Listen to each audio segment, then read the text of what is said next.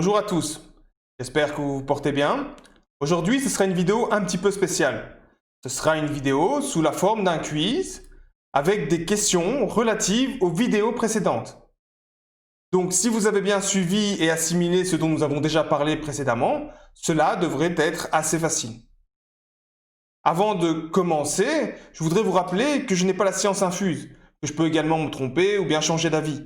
Mais ce que j'essaie de faire ici, c'est de vous montrer qu'il existe une boussole morale dans cette réalité qui vous permet de créer le minimum de victimes et d'agir de la manière la plus juste possible. Cette boussole, c'est la loi naturelle, qui affirme que tous les êtres sont par essence libres et égaux en droit, quelle que soit leur nature. Elle prédit que les actions qui transgressent cette vérité conduisent au chaos et à la souffrance, et que celles qui respectent cette vérité conduisent à la paix et à la véritable liberté. Cette loi, elle est comparable à la loi de la gravité. Elle n'a pas été mise en place par des hommes, et elle fait partie intégrante de cette réalité. Elle ne peut pas être niée, car elle est visible dans les conséquences de chaque action. C'est une loi relativement simple, mais qui régit la morale de manière générale. Elle permet dès lors de facilement discerner ce qui est bien de ce qui est mal. Ok, donc commençons le quiz. Il y aura 10 questions et vous aurez 5 secondes pour répondre à chacune d'entre elles. N'hésitez pas à mettre la vidéo en pause si c'est nécessaire, car ici, ce n'est pas une course. Première question. Imaginez une personne qui se promène toute nue dans la rue ou bien dans un lieu public en ville. Peut-elle moralement le faire sans que l'on ne l'oblige à mettre un vêtement sur elle?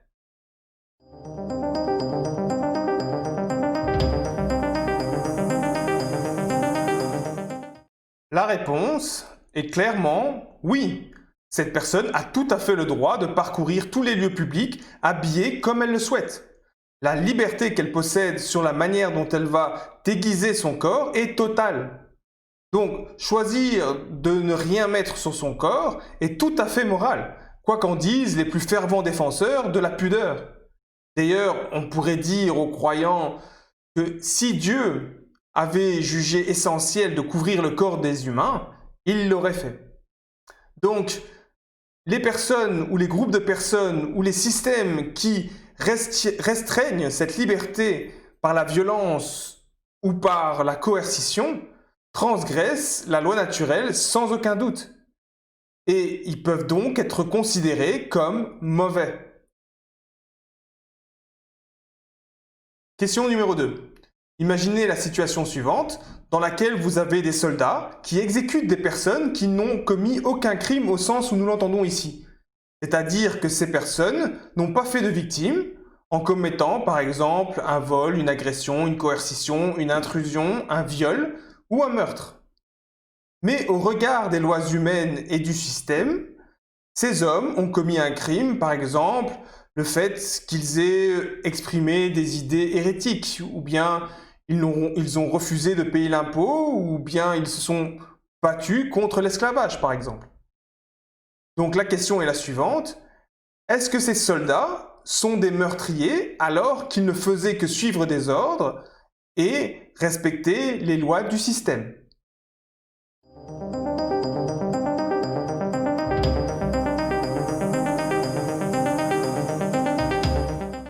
À nouveau, la réponse est oui. Ces soldats sont les principaux responsables de leur acte. Ici, clairement, ils commettent des meurtres. Donc, sans appel, ce sont des meurtriers. Celui qui a donné l'ordre de commettre ces meurtres est également une mauvaise personne, mais la responsabilité totale de l'action revient à celui qui l'effectue. Sans l'auteur, il n'y aurait pas de crime.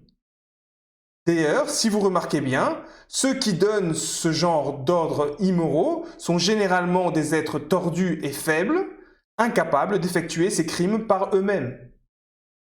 Donc, le fait d'appliquer des ordres ou des lois injustes moralement n'est pas une excuse et ne vous retire en aucun cas la responsabilité de vos actions.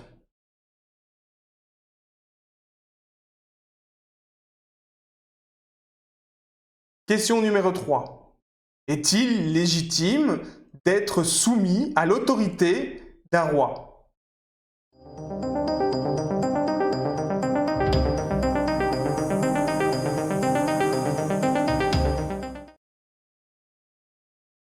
La réponse est non. Vous n'êtes soumis à l'autorité d'aucun être dans cette réalité. Cet individu n'est qu'un humain portant un déguisement et jouant un rôle. Il n'a ni droit, ni pouvoir, ni liberté supplémentaire par rapport au plus humble d'entre nous. Je ne lui dois pas l'obéissance ni la soumission, pas plus que je ne dois l'obéissance ou la soumission à un chien. Et ce que je viens de dire est valable pas uniquement dans le cas d'un roi, c'est également valable pour tout être ou instance revêtant le déguisement de l'autorité.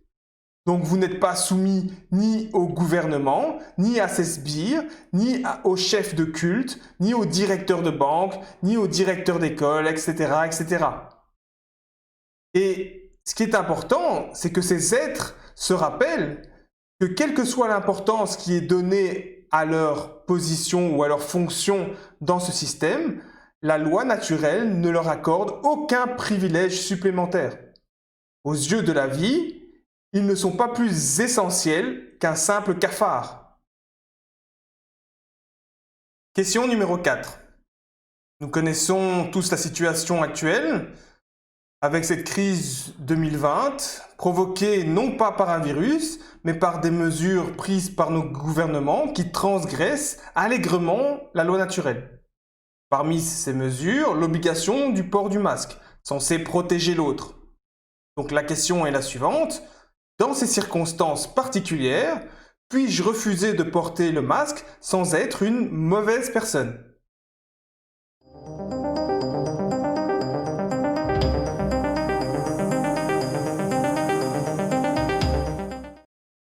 La réponse est bien évidemment oui, mon corps, mon choix.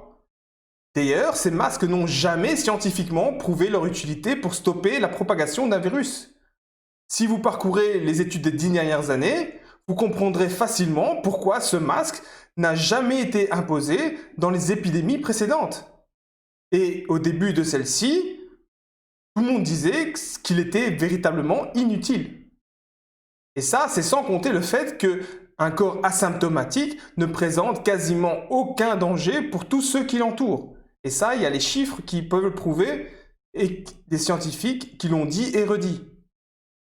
Et donc, clairement, non, je ne suis pas une mauvaise personne, non empathique et voulant mettre grand-mère en danger lorsque je refuse de porter cette muselière pour rassurer les plus terrifiés d'entre nous.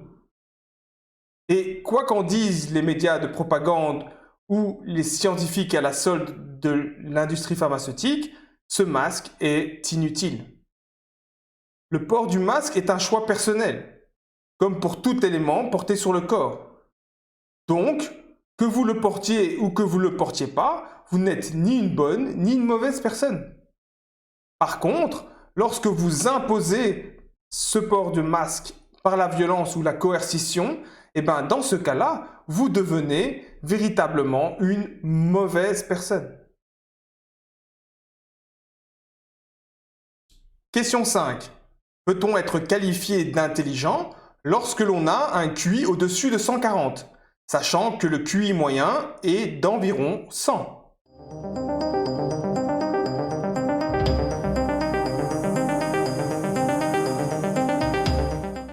La réponse est non. Tout au plus, on peut être considéré comme ayant des facultés intellectuelles au-dessus de la moyenne. Nous avons défini la réelle intelligence comme l'union de 3 aspects, l'intellect, le cœur et le courage.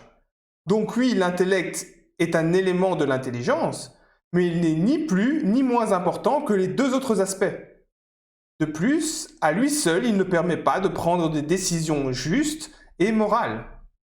La véritable intelligence est la capacité de discerner le bien du mal et d'avoir le courage d'agir avec empathie en suivant la voie de la lumière et donc en accord avec la loi naturelle. Question numéro 6. Depuis le début de la crise du Covid-19, les médias et les politiques utilisent les résultats des tests PCR pour justifier les mesures autoritaires. La question est donc la suivante. Est-ce que l'interprétation qu'ils donnent à la population de ces tests est correcte?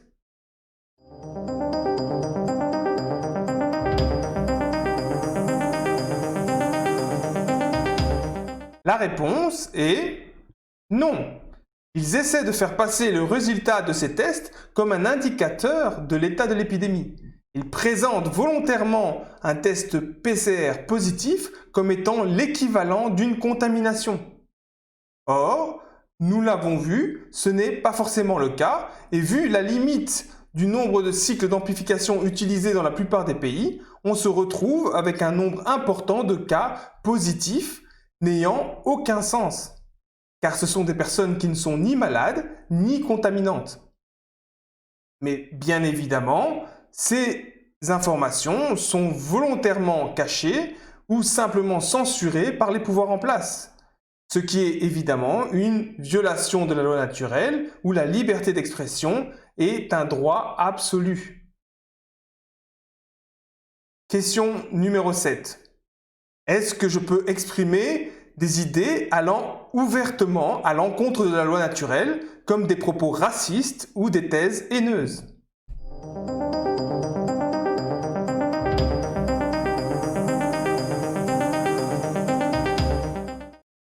La réponse est oui. La liberté d'expression est totale. Je ne peux jamais la limiter sous aucun prétexte. Chacun a le droit de s'exprimer, de défendre et de propager les idées qu'il souhaite. Afin d'éviter que ce genre d'idées ne soient mises en application, la seule solution, c'est l'éducation.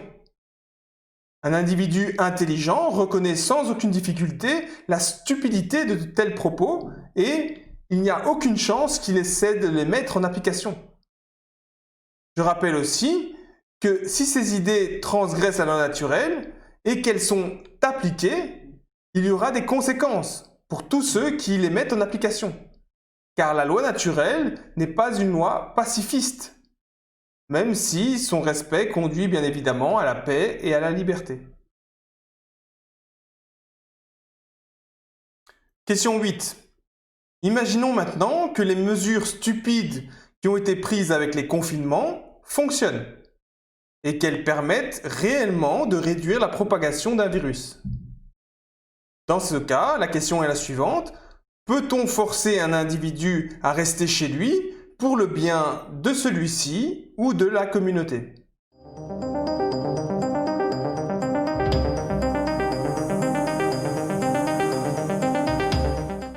La réponse est clairement non. Vous n'avez pas le droit d'empêcher un autre être de se déplacer, de travailler ou de rencontrer qui bon lui semble. Vous n'avez aucun droit de limiter ses déplacements dans les lieux publics.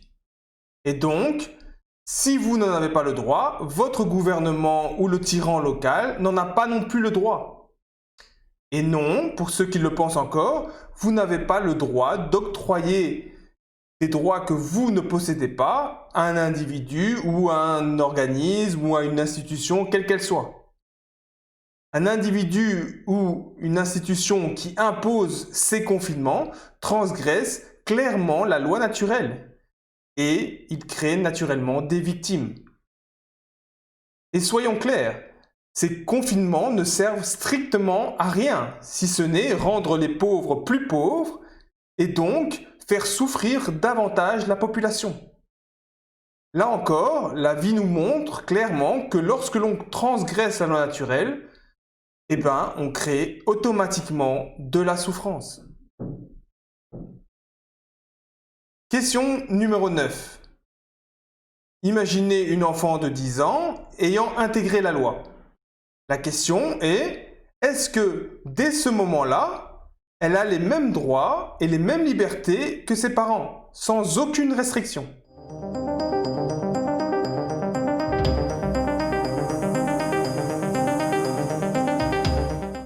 La réponse est oui. Les restrictions imposées aux libertés et aux droits d'un enfant ne sont légitimes que durant son apprentissage de la loi naturelle. L'âge n'a aucune importance. Une fois que la conscience de l'enfant a atteint une maturité suffisante, toutes les restrictions doivent être retirées. Maintenant, il est clair que c'est relativement rare qu'un enfant d'une dizaine d'années soit à même d'avoir intégré totalement la loi. Surtout dans notre civilisation actuelle, dans laquelle la plupart des personnes meurent sans jamais l'avoir intégrée. Néanmoins, je suis convaincu qu'en guidant correctement un enfant, la plupart d'entre eux l'auront intégré à l'adolescence. Maintenant, il faut bien comprendre que le fait d'avoir compris et intégré la loi ne signifie pas forcément que l'on ne va pas la transgresser consciemment. Donc, dès lors, il faudra comprendre que l'enfant, s'il transgresse la loi, devra en subir les conséquences. Et en tant qu'être libre, il ne pourra pas dire « je ne le savais pas ». Nous arrivons maintenant à la 10e et dernière question, qui est la suivante. Est-ce que l'être humain est bon de nature? Est-ce qu'un bébé humain est bon à la naissance?